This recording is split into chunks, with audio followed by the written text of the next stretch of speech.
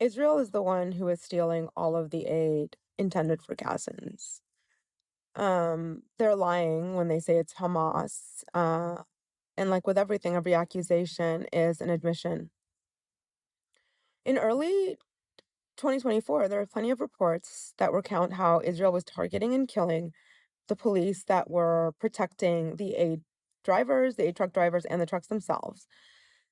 There are also many articles that describe how Israel, A, like wasn't doing any policing of the aid, B, which is as its job, not only not policing, describe how they were not only not policing theft of the aid, they were also systematically funding and bringing in gang members to ensure that the aid was stolen.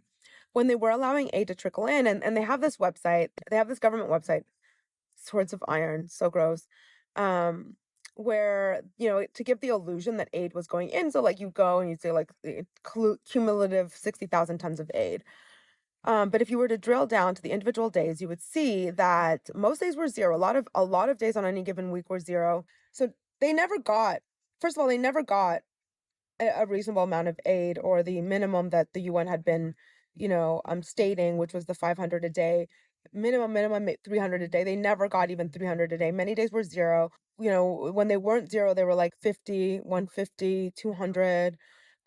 So cumulatively, they've been operating at a loss since no since October 2023.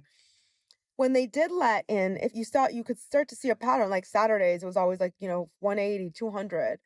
Um, and so my theory is that when they did let in, a substantial amount of aid trucks, like a couple hundred, it was to replenish the black markets because they're making a killing. They're not just killing Gazans, they are making a killing. It's disgusting. They force the aid through routes that they would coordinate with gangs. Gazans end up paying for aid that should be free. Um, and they're all of the merchants in these black markets are Israeli backed and they have guns. Gazans aren't allowed to take pictures. Gazans have told me that they're not allowed to take pictures. They all have guns. And of course they work for Israel. And Israel also lets Israeli traders in, even though the borders are closed. So the whole thing is a scam. It's worse than anyone's worst nightmare.